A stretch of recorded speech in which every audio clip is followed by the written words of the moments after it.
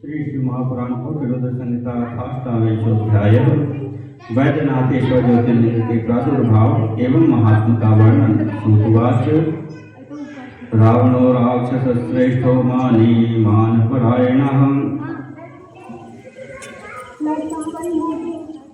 आर्यराधहरं भक्त्या कैलासे पर्वतोत्तमे।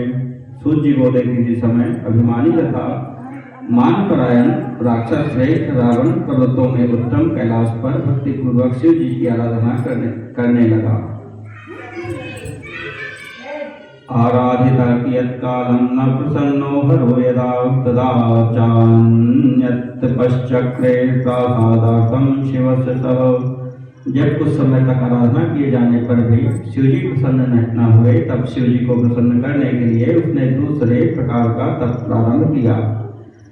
ततश्चायं हिमवतः सिद्धिस्थानश्च वैगिरेह पौलश्च रावणः श्रीमान् दक्षिणे वृक्षखण्डके भूमौ गर्तमरं कृत्वा तत्राग्निं स्थाप्य सद्विजाः तत्सन्निधौ शिवं स्थाप्य हवनं स्वचकारः। हे द्विजो, पुलस्त कुल में जन्म ग्रहण करने वाला ऐश्वर्य संपन्न वह रावण सिद्धि के स्थान भूत हिमालय पर्वत के दक्षिण में वृक्षों से भरी हुई भूमि में एक उत्तम गर्त बनाकर उसमें अग्नि स्थापित करके उसके समीप में शिव जी की स्थापना कर हवन करने लगा। ग्रीष्मे पंचाग्नि मध्यस्थो वर्षासु स्थंडिलेशयः शीते जलांतरस्थो हि तदा चक्रे तपश्च सः। वह ग्रीष्म काल में पंचाग्नि के मध्य में बैठकर, वर्षा काल में खुले चबूतरे पर बैठकर और शीतकाल में जल के भीतर रहकर इस प्रकार 3 प्रकार से तप करने लगा। चकार एवं बहु तपो न प्रसन्नस्तदापि परमात्मा महेशानो दुराराध्यो दुरात्मभिः। इस प्रकार उसने घोर तप किया, तब भी दुष्टात्माओं के लिए दुराराध्य परमात्मा सदाशिव प्रसन्न नहीं हुए। तथा शिरांशि छित्त्वा च पूजनं शंकरस्य वै प्रारब्धं दैत्यपतिना रावणेन महात्मना। उसके बाद दैत्यपति महात्मा रावण ने अपने सिर काटकर शिव का पूजन प्रारंभ किया। एकैकं च शिरश्छिन्नं विधिना शिव पूजने एवं सत्क्रमतस्तेन छिन्नानि नव वै यदा। एकस्मिन् वसिष्ठे तु प्रसन्नः शंकरस्तदा आविर्भवो तत्रैव संतुष्टो भक्तवत्सलः। उसने शिव पूजन में विधिपूर्वक एक सिर काट डाला। इस प्रकार जब उसने क्रमशः अपने 9 सिर काट डाले, तब एक सिर के शेष रहने पर शंकर जी प्रसन्न हो गए और वे भक्तवत्सल सदाशिव संतुष्ट होकर वहीं प्रकट हो गए। शिरांसि पूर्ववत् कृत्वा निर्जान्हि तथा प्रभु मनोरथं ददौ तस्मै चातुलं बलमुत्तमम्। प्रभु सदाशिव ने उसके सिरों को पूर्ववत् स्वस्थ करके उसको मनोवांछित फल तथा अतुल बल प्रदान किया। प्रसादं तस्य संप्राप्य रावणः च राक्षसः प्रत्युवाच शिवं शंभुं नतस्कन्धः कृतांजलिः। तब उनकी प्रसन्नता प्राप्त कर उस राक्षस रावण ने हाथ जोड़कर तथा सिर झुकाकर कल्याणकारी शिव जी से कहा। रावणवाच प्रसन्नो भव देवेश लंकां च त्वां नयाम्यहं सफलं कुरु मे कामं त्वामहं शरणं गतः। रावण बोला, हे देवेश, आप मुझ पर प्रसन्न होइए, मैं आपको लंकापुरी ले चलता हूँ। मेरी इस इच्छा को पूर्ण कीजिए, मैं आपकी शरण में हूँ। सूतवाच इत्युक्तश्च तदा तेन शंभुर्वै रावणेन सह प्रत्युवाच विचेतस्कः संकटं परमं गतः। सूत जी बोले, तब उस रावण के द्वारा इस प्रकार कहे जाने पर वे शिव जी परम संकट में पड़ गए और खिन्न मनस्क होकर उन्होंने कहा। शिववाच श्रूयतां राक्षस श्रेष्ठ वचो मे वा सालवत्तया नीयतां स्वगृहे मे हि सद्भक्त्या लिंगमुत्तमं भूमौ लिंगं यदा त्वं च स्थापयिष्यसि यत्र वै स्थास्यत्यत्र न संदेहो यथेच्छसि तथा कुरु। शिव जी बोले, हे राक्षस श्रेष्ठ, तुम मेरी महत्वपूर्ण बात सुनो। तुम उत्तम भक्ति से युक्त होकर मेरे श्रेष्ठ शिवलिंग को अपने घर ले जाओ, किंतु तुम इस लिंग को भूमि पर जहाँ भी रख दोगे यह वहीं पर स्थित हो जाएगा, इसमें संदेह नहीं। अब जैसा चाहो वैसा करो।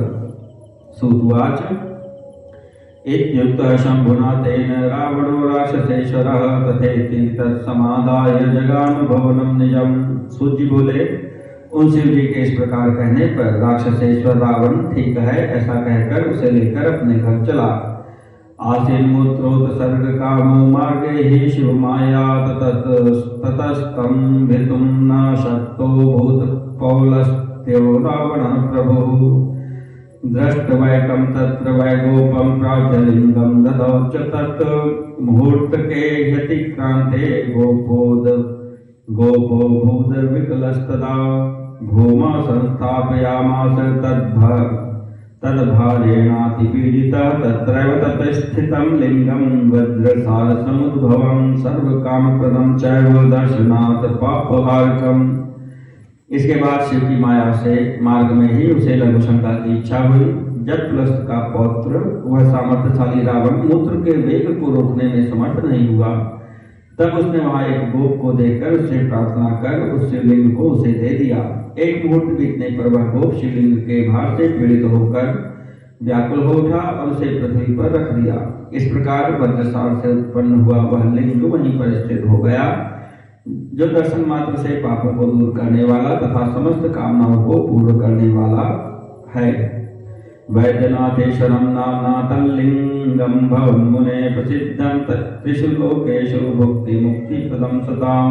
हे मुने, वह लिंग तीनों लोकों में वैद्यनाथेश्वर नाम से प्रसिद्ध हुआ। वह सत्पुरुषों को भोग तथा मोक्ष प्रदान करने वाला है। ज्योतिर्लिंगमिदं श्रेष्ठं दर्शनात् पूजनादपि सर्वपापहरं दिव्यं मुक्तिवर्धनमुत्तमम्। यह दिव्य उत्तम एवं श्रेष्ठ ज्योतिर्लिंग दर्शन एवं पूजन से सारे पापों को दूर करने वाला है और मुक्ति प्रदान करने वाला है। तस्मिन् लिंगे स्थिते तत्र सर्वलोक हिताय वै रावण स्वगृहं गत्वा वरं प्राप्य महोत्तमं प्रियाय सर्वमाचख्यौ सुखे नाति महासुर। सारे लोगों का कल्याण करने के लिए उस लिंग के वहां स्थापित हो जाने पर रावण श्रेष्ठ वर प्राप्त कर अपने घर चला गया और उस महान असुर ने अपनी पत्नी से अत्यंत हर्षपूर्वक सारा वृत्तांत बताया। तच्छ्रुत्वा सकला देवाः शक्राद्या मुनयस्तथा परस्परं समामन्त्र्य शिवासक्त धियो मलाः। इस वृत्तांत को सुनकर इंद्र आदि सभी देवता तथा निष्पाप मुनिगण आपस में विचार कर वैद्यनाथेश्वर में आसक्त बुद्धि वाले हो गए। तस्मिन् काले सुराः सर्वे हरिब्रह्मादयो मुने आजग्मुस्तत्र सुप्रीत्या पूजां चक्रुर्विशेषतः। हे मुने, उस समय ब्रह्मा विष्णु आदि सभी देवगण वहां आए और उन्होंने विशेष विधि से अतिशय प्रीतिपूर्वक शिव जी का पूजन किया। प्रत्यक्षं तं तदा दृष्ट्वा प्रतिष्ठाप्य च ते सुराः वैद्यनाथेति सम्प्रोच्य नत्वा नुत्वा दिवं ययुः। वहां भगवान शंकर का प्रत्यक्ष दर्शन करके देवताओं ने उस वज्रसार में शिवलिंग की विधिवत स्थापना की और उसका वैद्यनाथ नाम रखकर उसकी वंदना और स्तवन करके वे स्वर्गलोक को चले गए। ऋषयुचो तस्मिन् लिंगे स्थिते तत्र रावणे चाग्रहं गते किं चरित्रं भूतात् ततस्तद्वद् विस्तरात्। ऋषि बोले, हे तात, उस लिंग के वहां स्थित हो जाने पर तथा रावण के घर चले जाने पर क्या घटना हुई उसे विस्तार से कहिए। सूतवाच रावणोऽपि गृहं गत्वा वरं प्राप्य महोत्तमं प्रियाय सर्वमाचख्यौ नमोदाति महासुरः। तच्छ्रुत्वा सकलं देवाः शक्राद्या मुनयस्तथा परस्परं समुच्चुस्ते समुद्रविघ्ना मुनीश्वराः। सूत बोले, अति उत्तम वर प्राप्त कर घर जाकर के महान असुर रावण ने सारा वृत्तांत अपनी पत्नी से कहा और वह बहुत आनंदित हुआ। हे मुनीश्वरों, वह सारा वृत्तांत सुनकर वे इंद्र आदि देवता तथा मुनिगण अत्यंत व्याकुल होकर आपस में कहने लगे। देवादयुः रावणोऽयं दुरात्मा हि देवद्रोही खलः बुधिः शिवादवरं च सम्प्राप्य दुःखं दास्यति नोति सः। किं कुर्मः क्व गच्छामः किं भविष्यति वा पुनः दुष्टश्च दक्षतां प्राप्त किं नो साधयिष्यति। इति दुःखं समापन्नाः शक्राद्या मुनयः सुराः नारदं च समाहूय पप्रच्छुर्विकलास्तदा। देवता बोले कि यह दुरात्मा रावण देवद्रोही खल तथा दुर्बुद्धि है। शिव जी से वरदान पाकर यह हम लोगों को बहुत अधिक दुखित करेगा। हम लोग क्या करें, कहाँ जाएं, अब फिर क्या होगा? एक तो वह स्वयं दुष्ट है, दूसरे अब वरदान प्राप्त कर और भी उद्धत हो गया है, अतः हम लोगों का कौन सा अपकार नहीं करेगा। तब इस प्रकार दुखी हो इंद्रादि देवता एवं मुनिगण नारद जी को बुलाकर व्याकुल होकर के पूछने लगे। देवाऊचुः सर्वं कार्यं समर्थोऽसि कर्तुं त्वं मुनि सत्तं उपायं कुरु देवर्षे देवानां दुःखनाशने। देवगण बोले, हे मुनि सत्तम, आप सभी कार्य करने में समर्थ हैं, अतः हे देवर्षे देवगणों के दुखनाश का कोई उपाय कीजिए। रावणोऽयं महादुष्टः किं किं नैव करिष्यति क्व यास्यामो वयं चात्र दुष्टेन पीडिता वयं। यह महाखल रावण क्या क्या नहीं कर डालेगा, हम लोग इस दुष्ट से सर्वथा पीड़ित हैं, अतः अब हम लोग कहाँ जाएं। नारद उवाच दुःखं त्यजत भो देवा युक्तिं कृत्वा च याम्यहं देवकार्यं करिष्यामि कृपया शंकरस्तवे। नारद जी बोले, हे देवताओं, आप लोग दुखी मत होइए, मैं जा रहा हूँ और कोई उपाय करके शंकर की कृपा से देवताओं का कार्य अवश्य करूंगा। सुतुवाच इत्युक्त्वा सतो देवर्षिर्गमद्रावणालयं सत्कारं सम्मनुप्राप्य प्रीत्योवाचाखिलं च तत्। सूत जी बोले, ऐसा कहकर वे देवर्षि नारद रावण के घर गए और उससे सत्कृत होकर प्रीति से उन्होंने वह सब कहा।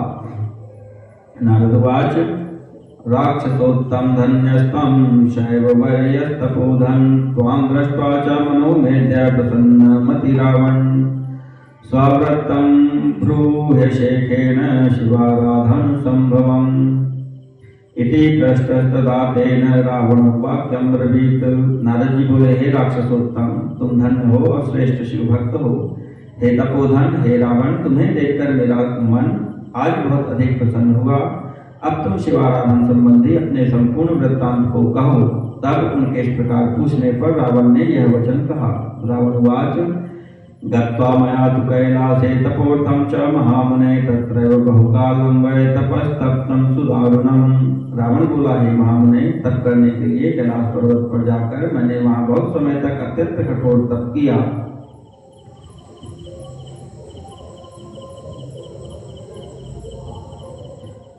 यदा न शंकरस्तुष्टस् ततश्च परिवर्तितम् आगत्य वृक्षखण्डे वै पुनस्तप्तं मया मुने। ग्रीष्मे पंचाग्नि मध्ये तु वर्षासु स्थण्डिलेशयः शीते जलान्तरस्थो हि गतं चैव त्रिधा तपः। हे मुने, जब शिव जी प्रसन्न नहीं हुए तब वहां से आकर मैंने पुनः वृक्ष समूह के समीप दूसरे प्रकार से तपस्या करने लगा। ग्रीष्म ऋतु में पंचाग्नि के मध्य रहकर, वर्षा में स्थंडिलशायी होकर और शीतकाल में जल के मध्य में रहकर 3 प्रकार से मैंने तप किया। एवं मया कृतं तत्र तपोत्युग्रं मुनीश्वर तथापि शंकरो मह्यं न प्रसन्नो भवन्मनात्। तदा मया तु क्रुद्धेन भूमौ गर्तं विधाय च तत्राग्निं च समाधाय पार्थिवं च प्रकल्प्य च गन्धैश्च चन्दनैश्चैव धूपैश्च विविधैस्तदा नैवेद्याय पूजितः शम्भुरार्तिकविधानतः प्रणिपातैः स्तवैः पुण्यैस्तोषितः शङ्करो मया गीतैर्नृत्यैश्च वाद्यैश्च मुखाङ्गुली समर्पणैः एतैश्च विविधैश्चान्यैरुपायैर्भूरिभिर्मुने शास्त्रोक्तेन विधानेन पूजितो भगवान हरः। हे मुनीश्वर, इस प्रकार मैंने वहाँ अति कठोर तप किया।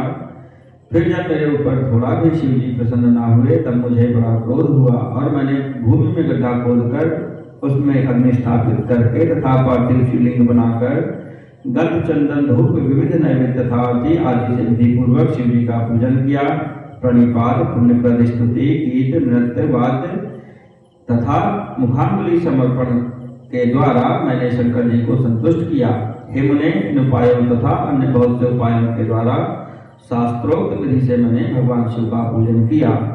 न दुष्ट सम्मुखतो न तुष्टः सम्मुखो जातो यदा न भगवान् हरः तदाहं दुःखितो भुवं तपसो प्राप्य सत्फलम् धिक् शरीरं बलं चैव धिक् तपः करणं मम इत्युक्त्वा तु मया तत्र स्थापिते हुतं बहु।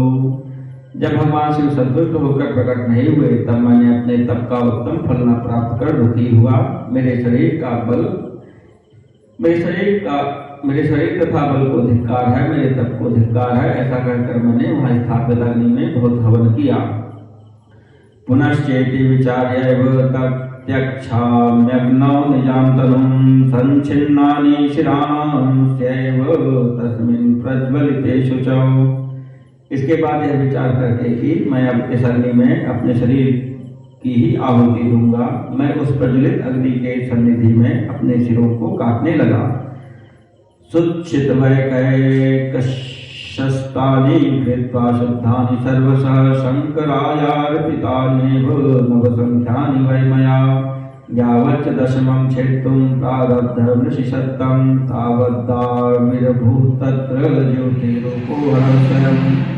मैंने एक एक करके 9 से भली भांति काट कर उन्हें पूर्णतः शुद्ध करके शिव जी को समर्पित कर दिए। हे ऋषिश्रेष्ठ, तब मैंने 10वां सिर काटना प्रारंभ किया। उसी समय ज्योति स्वरूप शिव जी स्वयं प्रकट हो गए। मामेति व्याहरत प्रीत्या धृतं वै भक्तवत्सला प्रसन्नश्च वरं ब्रूहि ददामि मनसे स्थितम् इत्युक्ते च तथा तेन मया दृष्टो महेश्वरः प्रणतः संस्तुतश्चैव करो बद्ध्वा सुभक्तितः। और भक्तवत्सल ने शीघ्र ही प्रेम पूर्वक कहा, ऐसा मत करो, मैं प्रसन्न हूँ, वर मांगो, मैं तुम्हें मनोवांछित वर दूंगा। तब उनके ऐसा कहने पर मैंने महेश्वर का दर्शन किया और हाथ जोड़कर भक्ति पूर्वक उन्हें प्रणाम किया तथा उनकी स्तुति की। तदाव्रतम मयत्तच्च देहि मे हतुलं बलं यदि प्रसन्नो देवेश दुर्लभं किं भवेन्मम। तदनंतर मैंने उनसे यह वर मांगा, मुझे अतुल बल दीजिए, हे देवेश, यदि आप प्रसन्न हैं तो मेरे लिए क्या दुर्लभ हो सकता है। शिवेन परितुष्टेन सर्वं दत्तं कृपालुना मह्यं मनोभिलषितं गिरा प्रोच्य तथास्तुति। संतुष्ट हुए कृपालु शिव ने तथास्तु यह वचन कहकर मेरा सारा मनोवांछित पूर्ण कर दिया। अमोघया सुदृष्ट्या वैद्योजितानि मे शिरांसि संधित्वा तु दृष्टानि परमात्मना। उन परमात्मा शिव ने अपनी अमोघ दृष्टि से देखकर वैद्य के समान मेरे सिरों को पुनः यथास्थान जोड़ दिया। एवं कृते तदा तत्र शरीरं पूर्ववन्मं जातं तस्य प्रसादाच्च सर्वं प्राप्तं फलं मया। तदा च प्रार्थितो मे संस्थितो शौरसध्वजः वैद्यनाथेश्वरो नाम्ना प्रसिद्धो भूजगत्त्रये। उनके ऐसा कहने पर मेरा शरीर पहले के समान हो गया और उनकी कृपा से मुझे सारा फल प्राप्त हो गया। इसके बाद मेरे द्वारा प्रार्थना किए जाने पर वे वृषध्वज वहीं पर स्थित हो गए और वैद्यनाथेश्वर नाम से तीनों लोकों में प्रसिद्ध हो गए। दर्शनात् पूजना ज्योतिर्लिंग रूपो महेश्वर भक्ति मुक्ति प्रदो लोके सर्वे कामितकारकः। दर्शन एवं पूजन करने से ज्योतिर्लिंग स्वरूप महेश्वर भक्ति मुक्ति देने वाले तथा लोक में सबका हित करने वाले हैं। ज्योतिर्लिंगमहं तद्वै पूजयित्वा विषेकतः प्रणिपत्यागतश्चात्र विजेतुं भुवनत्रयम्। हे देवर्षि, मैं इस ज्योतिर्लिंग का विशेष रूप से पूजन करके और उसे प्रणाम कर तीनों लोकों को जीतने के लिए आया हूँ। सूतुवाच तदय्यं तद्वचः श्रुत्वा देवर्षि जात संभ्रमा विहस्य च मनस्येव रावणं नारदो ब्रवीत। सूत जी बोले, उसका यह वचन सुनकर आश्चर्यचकित हुए देवर्षि नारद जी मन ही मन हंस करके रावण से कहने लगे। नारदुवाच श्रूयतां राक्षसश्रेष्ठ कथयामि हितं तव त्वया तदेव कर्तव्यं दुःखं नान्यथा क्वचित्। त्वयोक्तं यच्छिवेनैव हितं दत्तं ममाधुना तत्सर्वं च त्वया सत्यं न मन्तव्यं कदाचन। नारद जी बोले, हे राक्षस श्रेष्ठ, सुनो, अब मैं तुम्हारे हित की बात कहता हूँ। जैसा मैं कहता हूँ वैसा ही तुम करो। मेरा कथन कभी भी असत्य नहीं होता। तुमने जो कहा कि शिव जी ने इस समय मेरा सारा हित कर दिया है, उसे तुम कदापि सत्य मत मानना। अयं वै विकृतिं प्राप्तः किं किं नैव ब्रवीति च सत्यं नैव भवेत् तद्वै कथं देयं प्रियोसि में। ये शिव तो विकारग्रस्त हैं, वे क्या नहीं कह देते हैं, जब तक उनकी बात सत्य नहीं होती तब तक कैसे मान लिया जाए। तुम मेरे प्रिय हो, अतः तुम्हें मैं उपाय बताता हूँ। इति गत्वा पुनः कार्यं कुरु त्वं ह्यहिताय वै कैलासोद्धरणे यत्नः कर्तव्यस्य त्वया पुनः। अब तुम पुनः जाकर उनके अहित के लिए कार्य करो, तुम कैलाश को उखाड़ने का प्रयत्न करो। यदि चैवोद्धृतश्चायं कैलासो हि भविष्यति तदैव सफलं सर्वं भविष्यति न संशयः। यदि तुम इस कैलाश को उखाड़ दोगे तब सब कुछ सफल हो जाएगा, इसमें कुछ संशय नहीं है। पूर्ववत् स्थापयित्वा त्वं पुनरागच्छ वै सुखं निश्चयं परमं गत्वा यथेच्छसि तथा कुरु। इसके बाद उसे पूर्व की भांति स्थापित कर पुनः सुखपूर्वक लौटाना। अब निश्चय पूर्वक समझ बूझ कर तुम जैसा चाहो वैसा करो। सूतवाच इत्युक्ता साहितं मेने रावणो विधिमोहितः सत्यं मत्वा पुनर्वाक्यं कैलासं गमत्तदा गत्वा तत्र समुद्धानं चक्रे तस्य गिरेः स च तत्रस्थं चैव तत्सर्वं विपर्यस्तं परस्परं। सूर्य बोले उनके इस प्रकार कहने पर प्रारब्धवश मोहित उस रावण ने इसमें अपना ही समझा उन्हीं की बात को सत्य मानकर कैलाश की ओर चल पड़ा। उसने वहां जाकर कैलाश पर्वत को उखाड़ना प्रारंभ किया, जिससे उस पर स्थित सब कुछ सभी प्राणी पदार्थ परस्पर टकरा कर गिरने लगे। गिरीशोऽपि तदा दृष्ट्वा किं जातमिति सोऽब्रवीत् गिरिजाच्च तदा शंभुं प्रत्युवाच विहस्यतं। तब शिव जी भी यह देखकर कहने लगे यह क्या हुआ। तब पार्वती ने हंसकर शंकर से कहा गिरिजोवाच सच्छिष्यस्य फलं जातं सम्यक् जातं तु शिष्यतः शांतात्मने सुवीराय दत्तं यद् तुलं बलम्। पार्वती बोले आपने शांतात्मा महावीर को जो अतुल बल दिया था उसे उत्तम शिष्य बनाने का यह फल प्राप्त हो गया। यह सब उसी शिष्य से हुआ है। सूतवाच गिरिजायाश शापूतं वचः श्रुत्वा महेश्वरागतगणं रावणं मत्वा शाप बलदर्पितं। सूर्य बोले पार्वती के इस व्यंग वचन को सुनकर महेश्वर ने रावण को कृतज्ञ तथा बल से गर्वित समझकर उसे शाप दे दिया। महादेव वाच रे रे रावण दुर्भक्त मा गर्वं वह दुर्मते शीघ्रं च तव हस्तानां दर्पघ्नश्च भवेद्यः।